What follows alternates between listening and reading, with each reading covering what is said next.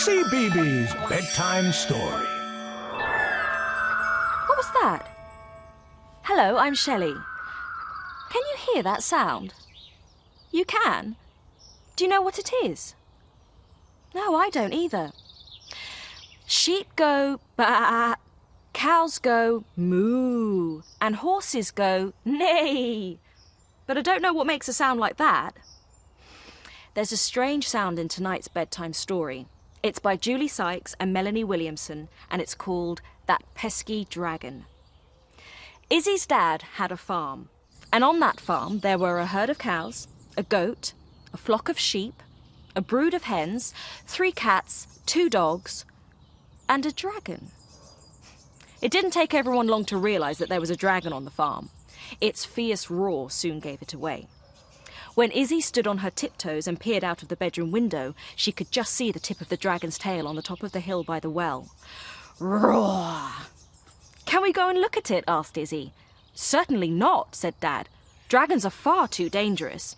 If we leave it alone, it'll be gone by tomorrow. But the next morning, it was the roar of the dragon and not the cockerel that woke Izzy up from her cosy dream. Roar! It's still here then, thought Izzy, secretly pleased. But she was in for a shock when she went out into the cold to collect the eggs for breakfast. These eggs feel rock hard, said Izzy as she shivered her way around the hen house. Oh, it's that pesky dragon, said Grandpa angrily. His fiery breath has hard-boiled the eggs. Izzy was desperate to go and look at the dragon, but Mum wouldn't hear of it. That dragon's a mean one. You can tell from its roar, she said. I think it sounds sad, said Izzy. Can't I have a tiny peek? Roar! Definitely not, said Mum. Go indoors and with luck it'll fly away soon. But the dragon didn't fly away. That afternoon when Izzy went outside to help Mum milk the cows, they were in for another shock. Yoghurt? Cried Izzy. Oh dear, said Mum. It's that pesky dragon's fault. Its roaring has scared the cows and turned their milk to yoghurt. Roar! The next morning it was the light of the dragon's fiery breath and not the light of the rising sun that woke Izzy. A lovely smell was drifting up the stairs. Toast, cried Izzy, sliding down the banister. It's not toast, it's my prize wheat, Dad said bitterly.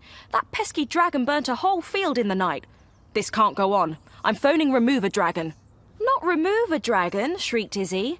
Why don't you just ask the dragon to leave? Oh, it's far too dangerous, said Dad, picking up the phone. It's fierce, that dragon. Just listen to its roar. It sounds hurt, not fierce, if you ask me, said Izzy. Now run along while I make this call, said Dad. So Izzy ran. She ran out of the farmhouse, past the chicken shed, through the cow field and all the way up the hill towards the dragon. Suddenly Izzy grew scared. What if the dragon was dangerous? What if it was hungry? What if it ate little girls for breakfast? She panicked. But it was too late. The dragon had already seen her. Gulp. Izzy took a brave step forward. She could see the scales on its tail and feel the heat of its breath.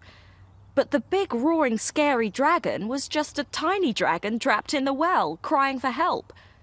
I've been shouting for help for days, cried the dragon. Izzy ran back down the hill and fetched Mum, Dad, Grandpa and Remove a Dragon lady to help. They look scary, sniffed the dragon as they tramped towards him with spades and ropes.